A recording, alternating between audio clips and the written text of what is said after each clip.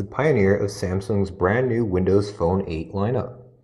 The new release of the Microsoft platform is very similar in looks to its predecessor, but is a huge leap forward in terms of functionality, so understandably everyone, including us, is pretty excited about it.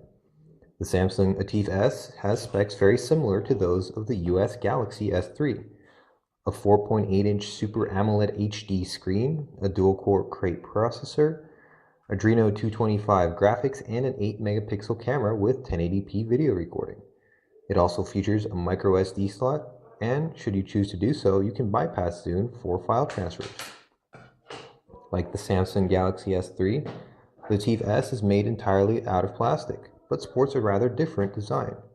There's no hyperglaze coating this time, but the fob brushed aluminum still looks nice. The new Windows Phone 8 OS, despite keeping the old looks, runs on a completely different core, sporting newer hardware and, most importantly, DirectX graphics. This gives game developers amazing possibilities for developing new games and porting old classics alike. When you unlock the Ativ S, you're greeted with the good old Windows Phone live tiles. The status bar on top, as well as the same calendar, music and video, Office and Xbox apps. The live tiles are now resizable and show different content depending on the size you selected. Unfortunately, there are still no wallpaper options. We'll have to wait a little while longer for that. One of the new features brought by Windows Phone 8 is Kids Corner. You can select the apps and types of media content that goes in and password protected, so you can safely share your smartphone with your kids without worrying that they will mess up your settings or access inappropriate content.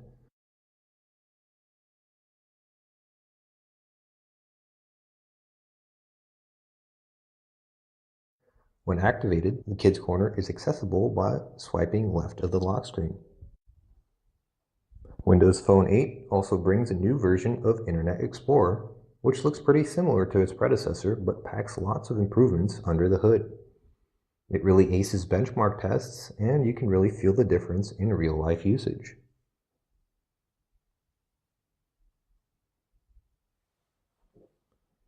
There's also an NFC-compatible wallet app pre-installed, but we won't know if that has any potential to become actually useful for at least a few more months.